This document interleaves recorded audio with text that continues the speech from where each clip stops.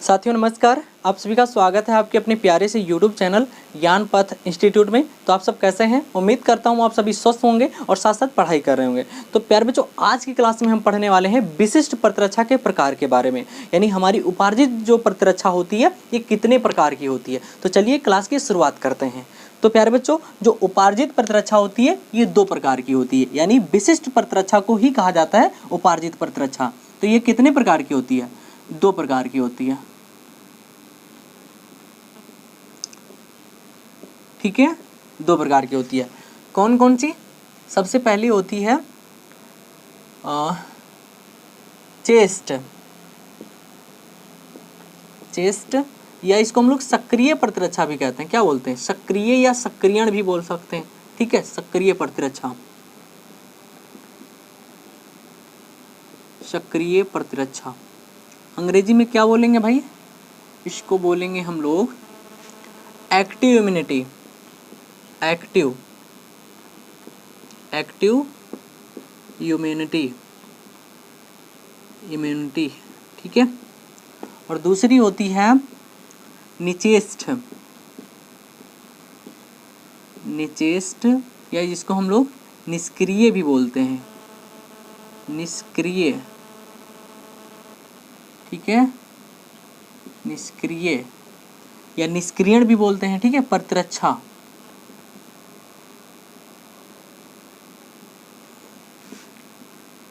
यानी पासिव बोलेंगे इसको भाई, पासिव इम्यूनिटी।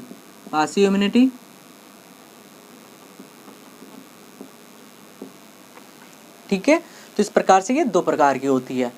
अब सबसे पहले हम जानेंगे सक्रिय प्रतिरक्षा के बारे में। सक्रिय, या हम सक्रिय बोल सकते हैं या चेस्ट प्रतिरक्षा बोल सकते हैं भाई। प्रतिरक्षा,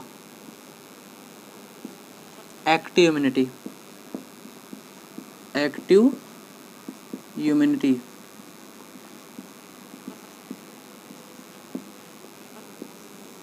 अब एक्टिव इम्यूनिटी में क्या होता है? इसमें प्राकृतिक रूप से, यानी प्रकृति के द्वारा, यानी वातावरण के द्वारा या तो रोगाणु शरीर में प्रवेश कर जाते हैं, या कृत्रिम रूप से, यानी सूक्ष्म जीवों को मृत करके या मृत जो है सूक्ष्म जीवों के तनुघोल को लेकर के जो है शरीर में इंजेक्ट कर दिया जाता है, यानी शरीर में प्रवेश कर दिया जाता है। अब जब शरीर में ये रोगाणु शरीर में प्रवेश कर जाते हैं तो हमारा जो प्रतिरक्षा तंत्र है वो क्या बनाता है? एंटीबॉडी बनाता है। मतलब एक विशेष प्रकार की प्रोटीन बनाता है जिसे हम लोग एंटीबॉडी कहते हैं। और वो एंटीबॉडी जो होता है इन रोग जनकों को नष्ट करने का काम करता है। बात समझ में आ रही है? तो इस तरीके से हमारा सक्रिय प्रतिरक्षा तंत्र काम करता है। यानी क्या लिखेंगे यहाँ पर? यानी प्राकृतिक रूप से, ठीक है।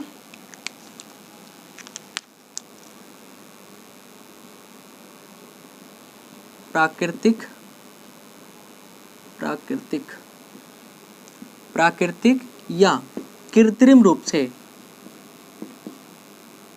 कृत्रिम रूप से मृत सूक्ष्म जीवों के घोल, या हम लोग बोल सकते हैं तनु सूक्ष्म जीवों के घोल, यानी सूक्ष्म जीवों के तनुघोल, सूक्ष्म जीवों के तनुघोल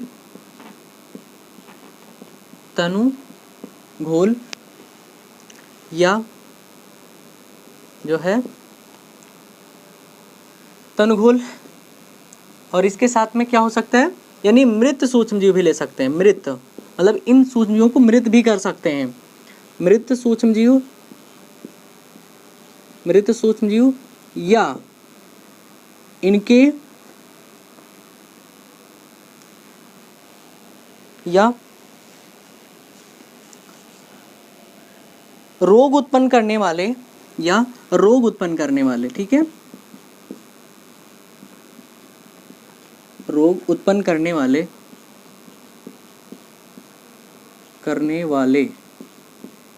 इनके उपापचयी पदार्थों को,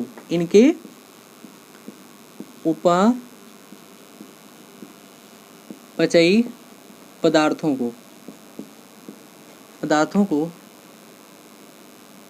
शरीर में इंजेक्ट, ठीक है, इंजेक्ट करने पर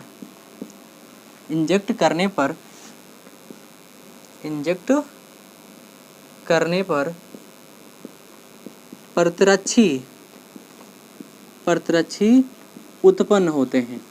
क्या बनते हैं? परतरच्छी उत्पन्न होते हैं। इसे हम लोग क्या बोलेंगे? इसे हम लोग कहेंगे सक्रिय परतरच्छा। क्या बोलेंगे? सक्रिय परतरच्छा।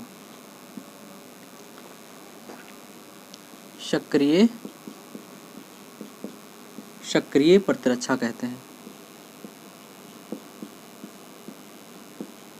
ठीक है, तो ये हो गया फिर जो सक्रिय परतरच्छा, यानी प्राकृतिक या कृत्रिम रूप से सूक्ष्मजीवों के तनघोल या मृत सूक्ष्मजीव या रोग उत्पन्न करने वाले इनके उपापचयी पदार्थ, यानी जो रोग उत्पन्न करने वाले इनके पदार्थ होते हैं रोगजनकों के, ठीक है, इन पदार्थों को शरीर में इंजेक्ट करने से, इन पदार्थों को शरीर में इंजेक्ट करने पर क्या होता है? परतरच्छी उत्पन्न होते हैं, यानी हमारा प्रतिरक्षा तंत्र जो होता है वो एंटीबॉडी बनाता है। तो ऐसी प्रतिरक्षा को हम क्या बोलेंगे? सक्रिय प्रतिरक्षा बोलेंगे। क्या बोलेंगे?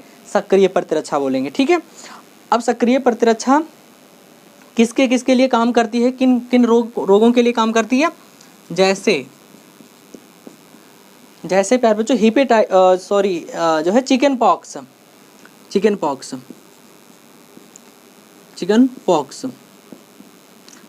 को क्या बोला जाता है? माता भी कहा जाता है। क्या बोला जाता है? माता। यानी शरीर पर क्या निकल आते हैं? दाने निकल आते हैं। ठीक है, चिकन पॉक्स हो गया। पोलियो है, पोलियो, और साथ साथ जो है टिटनस, ठीक है, आदि। तो यानी इन रोगों की रक्षा के लिए कौन सा प्रतिरक्षा काम करता है? सक्रिय प्रतिरक्षा। यानी इसमें क्या होता है? सूक्ष्मजीवों को शरीर में इंजेक्ट कर दिया जाता है, या तो जो है मृत करके या उनके तन घोल को, जिससे क्या होता है कि शरीर जो होता है इनके विरुद्ध एंटीबॉडी बनाता है। और फिर जब ये प्रकृति के द्वारा, यानी जब ये दोबारा से ये पोलियो के विषाणु हो गए या टिटनस के, तो ये जब सूक्ष्मजीव शरीर में प्रवेश करते हैं तो वो एंटीबॉडी इनको नष्ट करने का काम करता है। तो इस तरीके से सक्रिय प्रतिरक्षा काम करता है। अब हम बात करेंगे निष्क्रिय प्रतिरक्षा के बारे में, यानी अचेष्ट प्रतिरक्षा किसे कहते हैं।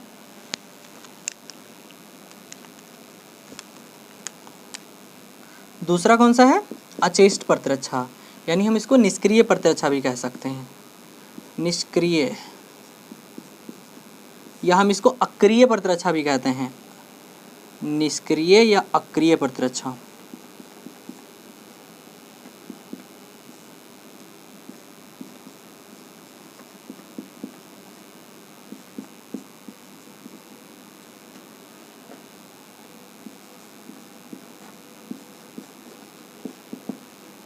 निष्क्रिय प्रतिरक्षा में क्या होता है? बस इनमें दोनों में थोड़ा ही अंतर है। इसमें क्या होता है कि जो है एंटीबॉडी शरीर खुद बनाता है। एंटीबॉडी क्या है? शरीर खुद बनाता है, नहीं प्रतिरक्षा तंत्र खुद बनाता है। लेकिन निष्क्रिय प्रतिरक्षा में ऐसा नहीं होता है।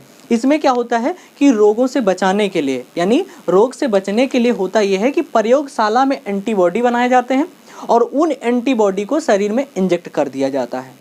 ठीक है, जिससे रोगों से हमको सुरक्षा प्रदान होती है, सुरक्षा प्राप्त होती है। तो ऐसी प्रतिरक्षा को क्या कहा जाता है?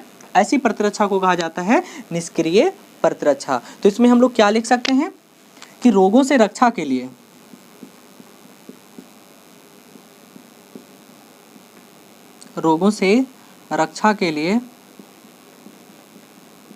प्रयोगशाला में, कहाँ पे? प्रयोगशाला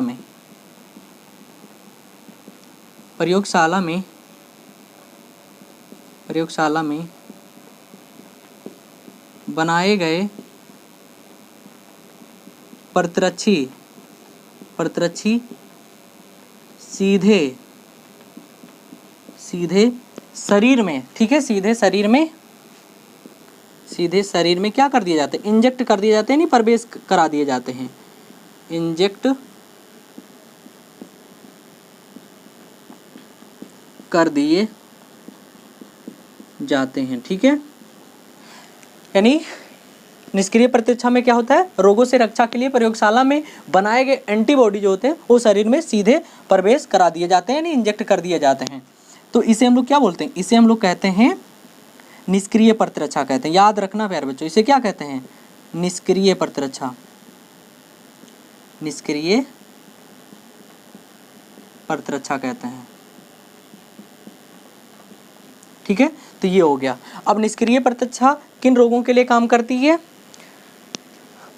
जैसे प्यारे बच्चों अब यहाँ पे होता ये है प्यारे बच्चों कि देखा होगा कि यानी जो है जब माँ बच्चे को उत्पन्न करती है, ठीक है, माँ बच्चे को उत्पन्न करती है तो क्या होता है कि उसके मतलब ग्रंथियों से, यानी कौन सी ग्रंथियाँ, स्तन ग्रंथियाँ, यानी उसके स्तन ग्रंथियों से जो पहली बार दुग्ध स्रावित होता है, यानी प्रसव के बाद माता की स्तन ग्रंथियों से जब पहली बार दुग्ध का स्रावण होता है तो उसको हम कोलस्टम बोलते हैं। क्या बोलते हैं, कोलस्टम कहते हैं या प्रथम स्तन कहते हैं। और उस प्रथम स्तन में, यानी उस प्रथम स्तन में क्या होता है, उसका रंग कैसा होता है, पीला होता है। कैसा होता है, हल्का पीले रंग का होता है। तो उस प्रथम स्तन में यानी कोलस्टम में क्या होता है कि जो है एंटीबॉडी ए पाई जाती है। क्या पाई जाती है, एंटीबॉडी ए पाई जाती है।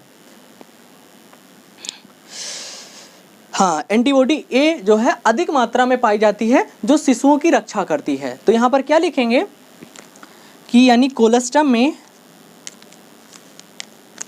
कोलस्टम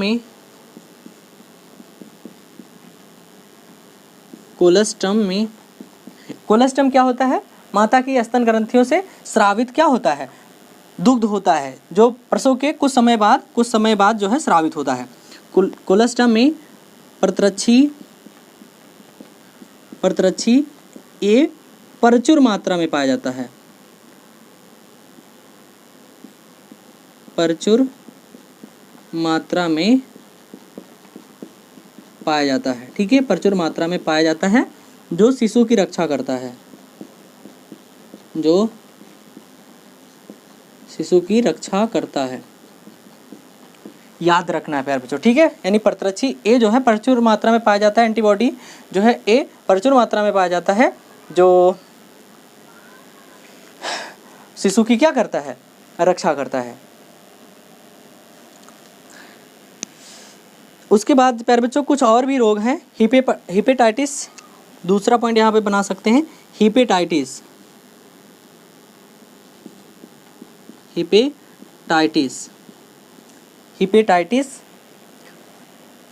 डिप्थीरिया,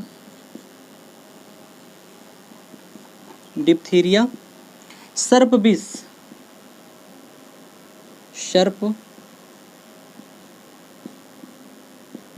विष, ठीक है, रेबीज आदि,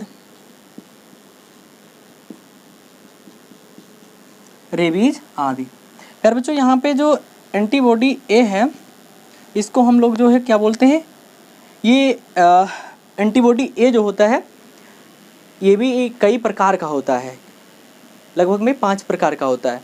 तो इसमें 5 प्रकार का जो एंटीबॉडी होता है उसमें इसको बोला जाता है इम्यूनोग्लोबिन ए। क्या बोला जाता है, इम्यूनोग्लोबिन ए बोला जाता है इसको, इस एंटीबॉडी को। तो ये प्रचुर मात्रा में जो है कोलेस्ट्रॉल में पाया जाता है। और हिपेटाइटिस जो है, हिपेटाइटिस, डिप्थीरिया, सर्प विष, रेबीज, ये ऐसे रोग हैं जो है जिनकी मतलब जिन रोगों से रक्षा के लिए हमारे अंदर क्या होता है, निष्क्रिय प्रतिरक्षा स्थापित की जाती है, यानी एंटीबॉडी को शरीर में इंजेक्ट किया जाता है जिससे हमारे शरीर की क्या होती है, रक्षा होती है। ठीक है, तो इस तरीके से ये हो गया प्यारे बच्चों विशिष्ट प्रतिरक्षा के प्रकार।